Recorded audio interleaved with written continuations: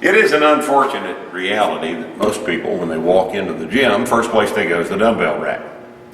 Well, this is usually bullshit, okay? But sometimes dumbbell work is a very important part of assistance training for serious lifters. Dumbbell bench presses, dumbbell presses, dumbbell curls, certainly dumbbell snatches and cleans all become, at some point in an intermediate lifter's program, a very important group of assistance exercises.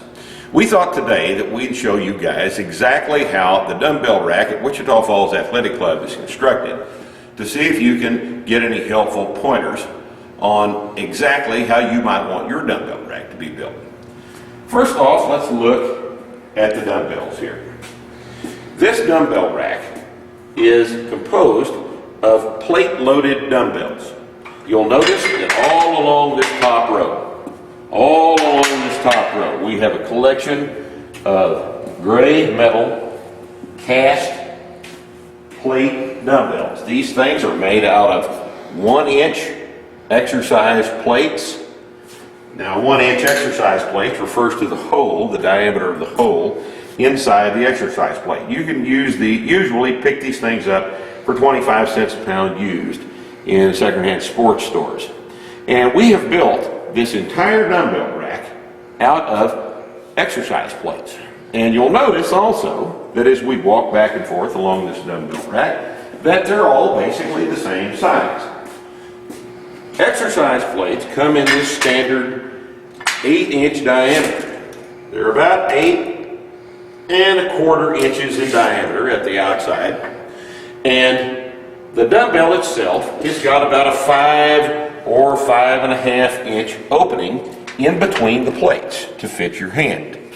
Now, if you were to construct the dumbbells out of taller plates than that, plates with a larger than an 8.5 inch or 21 centimeter diameter, you would find that the distance between the plates inside would have to be greater too, because if you take a tall plate, they don't give you the room in between for the handle that you need to be able to move your wrist around inside the dumbbell for exercises like presses and stuff. You'd be banging your arm into the plates all the time. So this diameter is terribly important, and that width of the dumbbell handle. I don't think we've got anything but these junky dumbbells here about 6 inches in between, but most of them are about 5.5, the opening for the handle.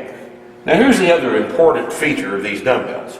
I want you to come in and look at this very closely with me. This dumbbell handle is probably 30 years old. Note that the handle itself is a sleeve of sheet metal that revolves around the bar stock core of the dumbbell. There are washers on either side of this rotating sleeve, and a weld on each end holds the dumbbell set together. Note the slop in the plate. The slop in the plate is the most important aspect of the dumbbell. And what it does is allow you to spin the load for, say, a dumbbell snatch. As I rack the dumbbell snatch, my hand spins. Look at it from the back. Watch my knuckle. If I were to use a cast dumbbell for that, and you see our cast dumbbells along the bottom row right there, there's no movement inherent in the dumbbell. I would have to do a dumbbell snatch with a cast dumbbell and actually let the thing spin in my hand. I don't like to do that. And every dumbbell exercise involves the necessity to have the handle of the dumbbell free to move around inside the plates. So we have constructed all of these dumbbells specifically to do just that thing. They are of different types of construction. This particular one here is made out, this handle is kind of fat. It's made out of a piece of knurled pipe that fits over the 1-inch bar stock that forms the shaft of the dumbbell. It's also assembled with some slop in the plates, and held together with a terminal weld, a big heavy washer loaded on the outside of the rack of dumbbells. This one here is the same old style rotating sleeve. This one is a completely different one. This is a commercial dumbbell handle that was prepared to accept a bolt, a threaded bolt on either end. We have taken the bolt off and replaced it with a weld. And you see the washer that holds that dumbbell together. Also note the numbers on the dumbbells. This is terribly important. Note that the dumbbell rack here in Wichita Falls Athletic Club is not made up of dumbbells of even 5-pound jumps. The reason for that is nobody's dumbbell rack that's made out of plates is made up of even 5-pound jumps. If your gym has got a dumbbell rack made up of plate-loaded dumbbells and it is marked in even 5-pound increments, that is fiction. Weigh them. That's not what they weigh. Here, we have provided all of the information for you to know exactly what the dumbbell weighs, so that you know exactly what you're lifting, so that if you're doing a progressively loaded dumbbell program, you can be assured that you have all of the data you need. I can assure you that when we first weighed these dumbbells, we were very surprised about what we saw, because when I originally bought this gym many years ago, these things came already marked. We got the hair up our asses one day and said, let's weigh these things and see what we come up with. The pair of dumbbells marked 40 were actually these 37s. And the pair of dumbbells marked 45s were these 43s. And if I remember correctly, those were marked 48, and they actually weighed, oh well, I can't remember. There was some, one was heavier than it actually was. The whole thing was all messed up. So what we did was we took them over to the scale, and we took a paint pen, and we, at a wire brush, we scratched off the bad information and wrote the correct information on all these dumbbells. And we have continued to do that. Every time we add a pair of dumbbells, the actual weight of the dumbbell goes on it. Now, it doesn't look pleasing, but this is the actual information. It's important to note that this pair of dumbbells is only 4 pounds lighter than this pair of dumbbells. If you're going to make accurate decisions about what you're going to do, you need to know how much weight you're lifting. And this is the truth.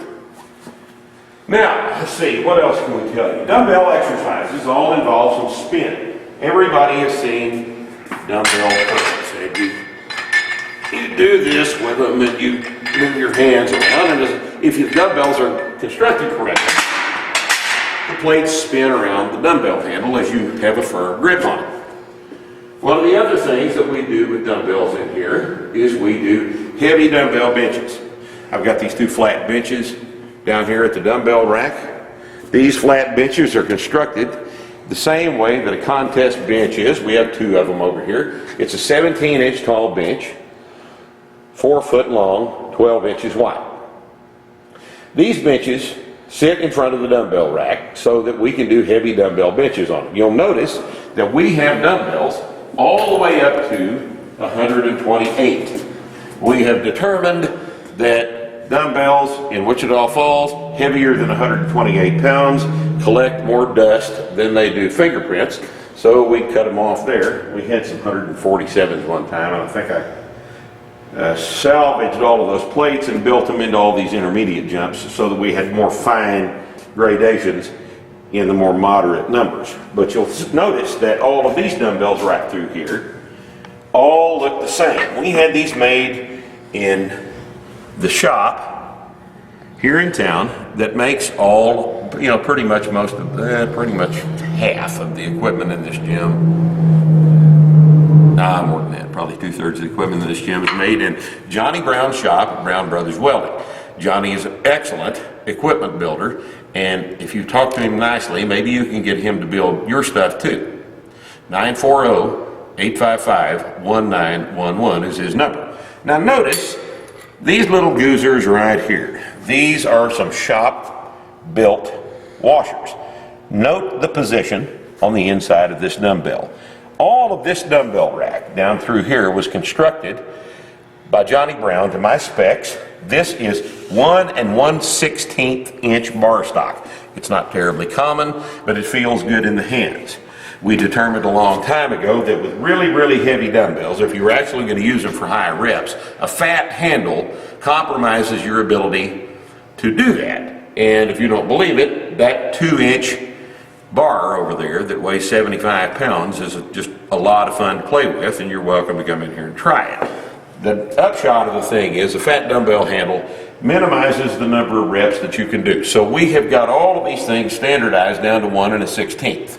1 1/16 bar stock was the way these things were constructed, and these little washers go on the inside and space out the dumbbells, the dumbbell plates rather. Then the dumbbell was constructed with the requisite amount of slop to allow the handle to spin. All of these heavier dumbbells are built exactly like this. And you can see the odd collection of plates that some of them are composed of. Now, let me show you the little trick. Let's go back down here because I'm old and I'm not warmed up. How we get on the bench with the dumbbells. Dumbbells don't need a hell of a lot of maintenance. All they need is for you not to screw them up by dropping them on the floor. Now, you can drop a dumbbell on the floor straight, like that. You can do a dumbbell snatch, and if it's a heavy enough weight, you can drop it on the floor safely.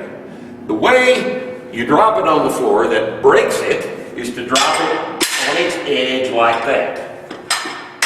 And this is what happens when people try to do dumbbell benches on the bench in the incorrect way.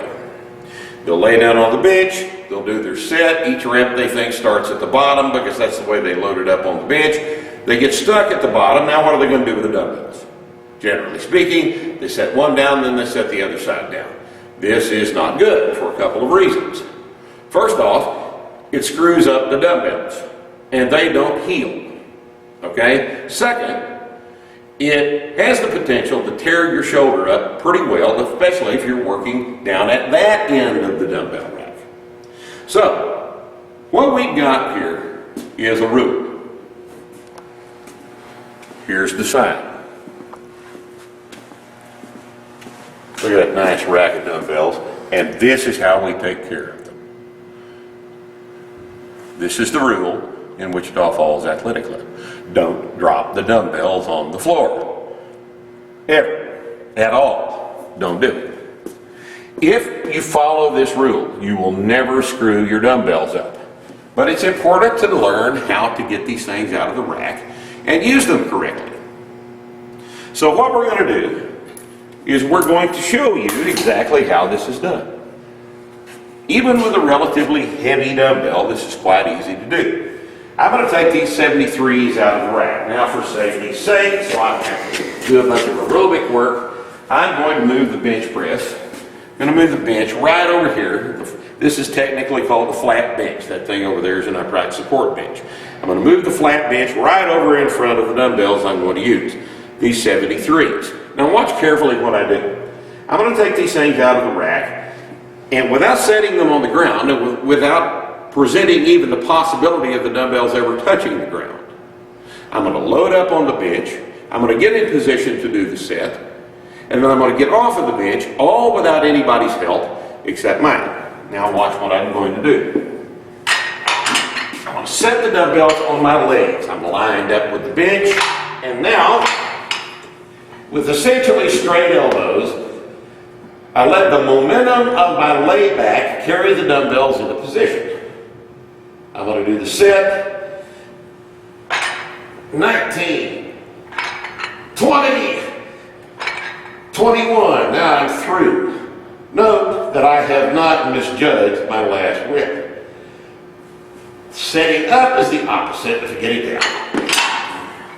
Now I walk over, set the dumbbells back in the rack. Never having exposed my shoulder to the debilitating effects of first one side then the other side hitting the ground, and having never dropped the dumbbells on the welds. This is the best way to handle the dumbbells. And if your rule is to never let them drop on the floor, then you will have a healthy dumbbell rack and a set of healthy shoulders. Oh, I can't think of anything else to tell you about dumbbells right now, so I guess we'll wrap things up. And as usual, we appreciate you watching this video. Thanks.